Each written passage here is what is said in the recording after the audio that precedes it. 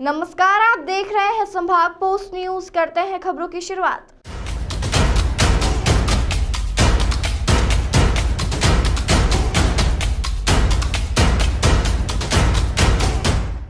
Indore collector कार्यालय जन सुनवाई में एक पीड़ित महिला अपने बीमार पति को बचाने के लिए मदद की गुहार लगाने पहुंची। महिला के पति क्लॉथ मार्केट अस्पताल में भर्ती है और उन्हीं की समस्या लेकर महिला जन सुनवाई में पहुंची थी। मामला इंदौर कलेक्टर इलैयाराजा टी के संज्ञान में आते ही उन्होंने अस्पताल को नोटिस जारी करने की बात की। पीड़िता ज्योति निहाले ने बताया कि उनके पति का इंदौर क्लॉथ मार्केट अस्पताल में इलाज चल रहा है। महिला ने बताया कि वहां पर उन्हें अस्पताल प्रबंधन ने मना कर दिया कि इस बीमारी में आयुष्मान कार्ड नहीं चलता। इसके बाद पीड़िता मदद की गुहार लेकर जन सुनवाई में पहुंची। मामले में इंदौर कलेक्टर इलैयाराजा टी का कहना है कि यदि उस अस्पताल में आयुष्मान कार्ड नहीं चलता है तो अस्पताल को मरीजों को जानकारी देकर उस अस्पताल में पहुँचाना था जहाँ पर कार्ड चलता है। मामले में कलेक्टर ने अस्पताल प्रबंधक को नोटिस देने की बात भी कही है। मेरा पति हॉस्पिटल कलाक मार्केट में एडमिट है। उनको पीलिया हो गया था और लीवर में चला गया, तो उनको पस भर गया था। तो डॉक्टर के पास हम लेके आए कलाक मार्केट हॉस्पिटल में। तो उनको हमने पूछा कि आयुष्मान कार्ड लगेगा इस पर, तो बोलते इस बीमारी पे आयुष्मान कार्ड नहीं लगेगा, इसमें आयुष्मान कार्ड नहीं लगेगा, आपको प्राइवेट करवाना पड़ेगा ऐसे। और डॉक्टर ने ये बोला था कि अगर आयुष्मान के कार्ड के बारे में नहीं बोला कि मतलब आयुष्मान पे तुम अरविंदो चले जाओ, सिर्फ ये बोला कि तुमको अगर तुम्हारे पति की सीरियस ज़्यादा तबीयत है, तुम चाहो तो और बड़े हॉस्पिटल में ले जा सकते हो। मैंने बोला सर मेरी हैसियत नहीं है, मैं अकेली कमाने वाली हूँ, मैं नहीं ले जा सकती हूँ, मैं यही करवा सकती हूँ। तो हॉस्पिटल के लिए कम से कम मैं 70,000 रुपये कर्जा ले चुकी हूँ, मैं अपना ज्वेलरी सब बेच चुकी हूँ। और मैं कलेक्टर साहब के पास इसलिए आई थी कि वो मेरी सहायता करे, मदद करे। मेरे 2 बच्चे हैं छोटे, मैं अपने पति का इलाज करवाऊँगी या मैं कर्ज दूँगी, कैसे करूँगी? मेरे साथ एक सास बुढ़ी है मेरी, अब मैं कर्ज कैसे दूँगी और बच्चों को कैसे पालूँगी? तो कलेक्टर साहब बोलते हैं कि अरविंदो चले जाओ, अरविंदो में अभी शिफ्ट हो जाएंगे, पर जो मैंने अभी जो कर्ज लिया है वो मैं कैसे करूँगी? मेरे पति तो अभी पलंग पे पड़े हो ना, बिस्तर पे है ना, वो तो हॉस्पिटल में एडमिट है ना, मैं कैसे करूँगी, कैसे कर्जा दूँगी? मैं तो यही कलेक्टर साहब से लेके आई थी गुंजाइश की, चलो कलेक्टर साहब मेरी कुछ मदद कर दें या कुछ, तो कम से कम मुझे थोड़ा सहारा मिल जाएगा। तो अभी कहाँ भर्ती है आपकी पति? कलाक मार्केट में है। कितने पैसे भर चुके हो अभी तक? मैं 52,000 भर चुकी हूँ और दवाई गोली करते इसे 20,000 अलग मैंने कर दिए, 20 भर दिए। अब और बिल, कल छुट्टी होगी तो बिल बोलेंगे, मेरे पास बिल देने के लिए पैसे नहीं है उनके पास। तो मैं यही कलेक्टर साहब से कह रही हूँ कि जो मेरा अब निकल रहा है, चलो मान लो वहाँ अरविंदो में लेकर भी जाए, पर यहाँ मेरा जो है वो तो माफ़ करवा दीजिए मेरा। क्या कहा गया फिर यहाँ? उन्होंने बोला कि आप ना हमारी जाके बात करवा दीजिए, बाकी जो कर्ज है वो नहीं, वो मैं कैसे दूँगी? मैं यही सोच रही हूँ कि कैसे दूँगी, मैं क्या करूँगी, कैसे बच्चों को पालूँगी और कैसे कर्जा दूँगी मैं? नहीं, वो हॉस्पिटल उस पर्टिकुलर बीमारी के लिए एम्पेनल्ड नहीं था, बट वो हॉस्पिटल को डेफिनेटली जिम्मेदारी है कि कोई व्यक्ति के पास है ना आयुष्मान कार्ड है तो वो उस पर्टिकुलर बीमारी के लिए वो हॉस्पिटल एम्पेनल्ड नहीं है, तो वो आर्थिक रूप से कमज़ोर वर्ग से हैं, तो तत्काल है ना हॉस्पिटल अपना नियरेस्ट हॉस्पिटल एम्पेनल्ड हॉस्पिटल में ना उनको भर्ती करने के लिए उनको सलाह देना था। तो ये हम लोग है ना हॉस्पिटल को भी नोटिस इशू करेंगे।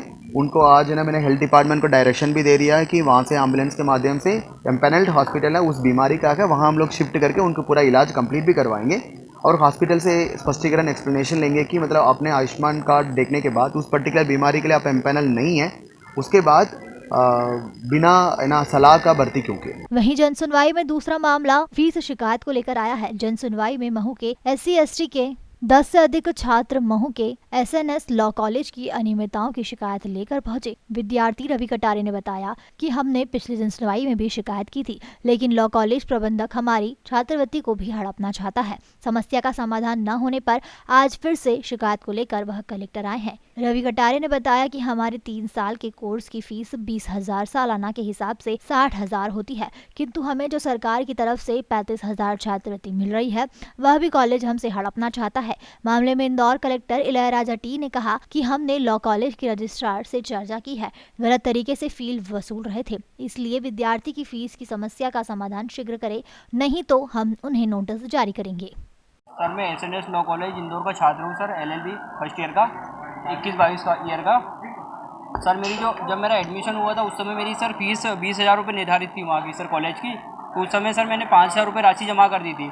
सर मेरी शेष 15,000 राशि जो बची थी वो छात्रवृत्ति आने के बाद जमा करने का बोला था, पर अब जब मेरी छात्रवृत्ति 35,000 रुपये प्राप्त हुई है तो अब मैं 15,000 की जो राशि जमा करने जा रहा हूँ, तो वो कॉलेज वाले बोल रहे हैं कि पूरी 35,000 की जो राशि वो जमा करो, वो 5 साल पहले भी जमा कर दो। तो सर पूरी टोटल राशि 40,000 हो रही है।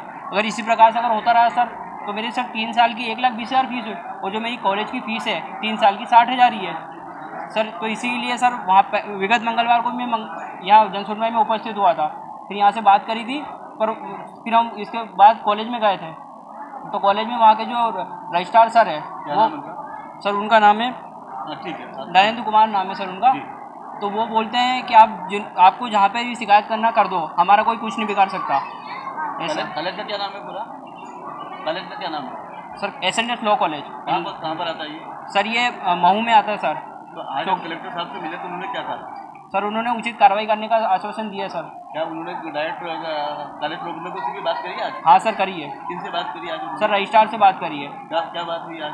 सर उन्होंने यही बोला कि आपके जो कॉलेज का जो फीस का निर्धारण का जो शेड्यूल है वो हमें उपलब्ध कराइए, और जो मैटर है उसका जल्दी से जल्दी 2 दिन के अंदर सॉल्यूशन हमें करके बताइए। सालाना फीस कितनी है? सर 20,000 रुपये फीस है इसकी। सालाना? जी सर। 3 साल के कोर्स की 60,000? 60,000 हो रही है। पर ये लोग क्या कर रहे हैं सर, जो अब छात्रवृत्ति आ रही है वो पूरी की पूरी बच्चे जो SC/ST के बच्चे उन लोगों की 35,000 आ रही है, तो ये लोग ये कर रहे हैं कि पूरी फीस यहीं पे जमा करवा रहे हैं। कितने बच्चे हैं ऐसे?